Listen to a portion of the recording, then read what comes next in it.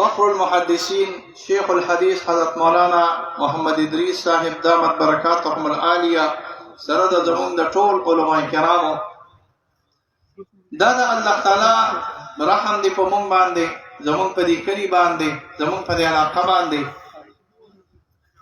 چې الله تعالی تاسو په دې کلی کې یو داسې اداره پیدا کړې ده چې هغه اداره په نوم د دارالعلوم تعلیم القرآن و سنت سره د دې علاقې یو مایناس جامعه ده او اداره ده او د ډیر وخت نه د هغې خدمات د دې علاقې لپاره په هر سایټ کې په هر نعمت کې او په هر سمت باندې جاری او ساری دي مونږ د الله تعالی په دې باندې شکر وباسو د الله حمد کو او د حمد او د شکر سره به زمونږ دا کوشش چې زمونږ د سعی او زمونږ دا کوشش نور هم د دین د خدماتو لپاره زیات شي زمونږ کوشش دا دی چې صحیح العقیده نیکان عالمان صاحبان چې هغه د دې قوم د خیر او هغه د دې قوم د برکت لپاره د تعبیر الشریعت لپاره او د سفارت د شریعت لپاره ستاسو د وړاندې راشي زمونږ مقصد د دې علماء کرامو دا دی چې ستاسو د بچي ستاسو د انوسي ستاسو د رشتہ داران زنانه او نارینه دا په الهي شرعي بهترین علوم باندې الله تعالی فیضیات کی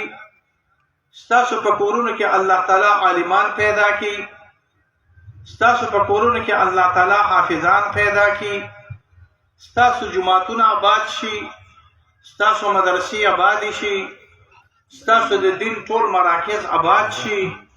او دا ټول تعلق د دې سره ساتي چې کله علم او علما او دارالعلومونه دا په قوي انداز سره د علم او د علما او د مدارسو چلیدل دا یوازې د علماء کار نه دی دا یوازې د قاریانو طالبانو کار نه دی مونږ د دې خپل علاقې د عوامو هم ډیر زیات شکریا ادا کوو چې په هر موقع کې دوی مونږ سره ولاړ دي په هر موقع کې دوی زمونږ د دارالعلوم او د مدرسې مرسته کړې ده او زمونږ یو ورکوټې غوندې ځای الله تعالی د دې علاقې او د دې ناحیې او د دې ضلعې په غټو مدرسو په غټو دارالعلومونو کې ستاسو د برکته او ستاسو د دعاګانو د وجې نه الله تعالی شمارلی دی په دې باندې مونږ د الله هم شکر وباسو او ستاسو هم شکر وباسو شکریا ادا کوو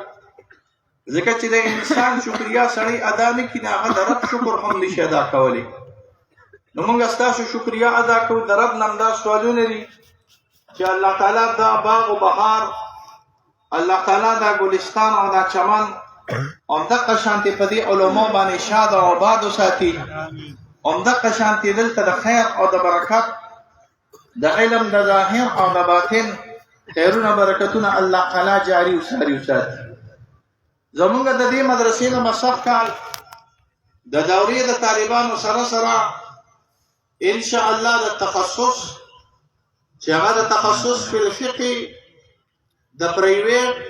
او د لیګور د دوانو کلاسونو سره د دینه چې سخت کال موږ د بناتو تخصص هم وکړو چې روشلیکل به دې الکانو ته لګېدلی او پاس ته هغوی یو هغوی به دا اورېده چې ځان له درس ورته نور راغلی همدغه شانتې درس راغلی و لکه کوم چې د دې نارینه درس راغلی هغې کې تقریبا 12 کلانه کسان تقریبا بناتې ماشومان یې زمونږ تورسر یې زمونږ په خیر خیریت سره الله تعالی دې ځل له فارغ کړي د افتا کورسونه یې وکړو را روان کله به ان شاء الله دا سلسله هم دغه شانتې جاري راغلي د دې سره د تخصص په الحدیث کومه شعبه چې ده د تخصص په الکلام کومه شعبه چې ده هغې کې الحمدلله زمونږ سبقونه ستاسو د ملګرو دوستانو په دعا سره وویلی شو تاسو سره زمونږ انشاءالله دا درخواست دی چې مونږ ته دعاګانې هم کوئ دا مشران چې کوم زمونږ سره ناست دي په سټیج باندې دا دې د الله په دربار کې دعاګانې کوي چې الله تعالی زمونږ د مدرسه او ستاسو د ټولو ورونو دوستانو که وړې مدرسې وي که غټې مدرسې وي دا الله تعالی شاد او آباد وساتي او د حسد د حاسد او د شر د اشرارو نه الله تعالی سره زموږ په امان کې وساته. وخت ډېر لږ دی. شیخ صاحب انشاءالله ختم د بخاري کوي. د هغې سره سره د ختم د بخاري سره زمونږ د مدرسې انتظامیه و تاسو نه بیا د خپل ځان لپاره نه